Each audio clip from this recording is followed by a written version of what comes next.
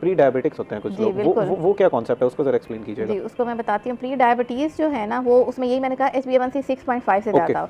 अगर HbA1c जो normal है वो आपकी 5.7 तक है, अगर 5.7 से 6.4 की आपकी आ रही है ना, 5.8 से 6.4, तो फिर दैट इज़ प्री डायबिटीज़। आपने करवाई है और आपका 6.4, तो उसमें वो एक अलार्मिंग साइन है। जो आप कह रहे थे ना कि शुगर को रिवर्स भी किया जा सकता है, तो उन पेशेंट्स को बहुत ज़्यादा, अगर वो डाइट अपनी उस टाइम पे रिस्ट्रिक्ट कर लेते हैं, अगर वो अपनी जो है एक्सरसाइज बहुत अच्छी कर लेते हैं, अपना वेट 8 to 10 kg कम कर लेते हैं, तो उनमें डायबिटीज़ होने के चांस बहुत हद तक कम हो जाते हैं। ठीक है। अच्छा, इसमें अब लोग जब जैसे अब आप वेट कम करने का कहेंगे तो लोग खाना पीना छोड़ देंगे, तो उसका भी तो नेगेटिव इम्पैक्ट पड़ना शुरू हो जाता है। बिल्कुल ऐसे, ये खाना पीना वही कि डाइट्रिशियन से आपने कंसल्ट करना है। मैंने यही बात आपसे की कि हमारे तो आजकल लोग जो है वो डॉक्टर को कंसल्ट नहीं करते, तो वेट तो लूज़ करना ये तो एक पूरी जो है आपने आर्ट है, और उसको किस तरह से लेके चलना है। और वेट ये नहीं कि सब कुछ खाना पीना छोड़ देना है, उसमें प्रोटीन्स का इंटेक लोग बहुत ज़्यादा, प्रोटीन जो है वो अच्छी रखनी चाहिए। जैसे हमने कहा ना कि कार्बोहाइड्रेट्स जो है वो बहुत जल्दी शुगर में कन्वर्ट होती है, प्रोटीन इतनी जल्दी टूटती फूटती नहीं है और वो शुगर में कन्वर्ट नहीं होती। तो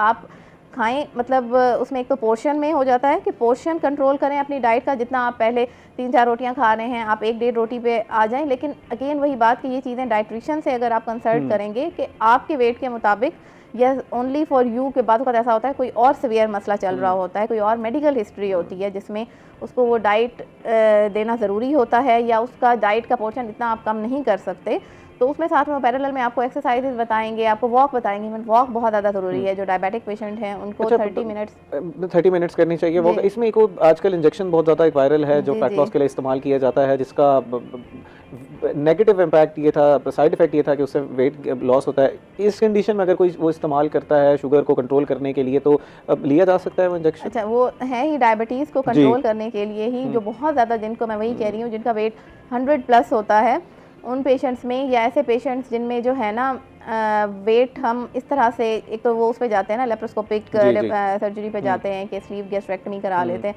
तो एक वो ऑप्शन है उनके पास, जो बहुत ज़्यादा ओबीस पेशेंट होते हैं। एक ये जो है मेडिकल टर्मिनोलॉजी में, वो जो सर्जरी से डरते हैं बहुत ज़्यादा, तो उनमें फिर उन्होंने इंजेक्शन इंट्रोड्यूस कराए हैं। इंजेक्शन से ये है कि वेट तो आपका लॉस होता है, लेकिन अगेन वही बात कि आप उसको बगैर डॉक्टर के प्रिस्क्रिप्शन के नहीं यूज़ कर सकते। Very important point. और मैंने यही बात कही कि आपकी बॉडी उस चीज़ को, किसी भी मेडिसिन को कैसे रिस्पॉन्ड करेगी, हर बंदे की हिस्ट्री अपनी है, हर बंदे की एज और जो है उसकी फैमिली हिस्ट्री, और प्लस जो है मेडिकल हिस्ट्री, कि उस बंदे की प्रीवियस मेडिकल हिस्ट्री में कभी कोई उसको ऐसी बीमारी तो नहीं रही कि वो चीज़ यूज़ करनी भी चाहिए या नहीं यूज़ करनी चाहिए।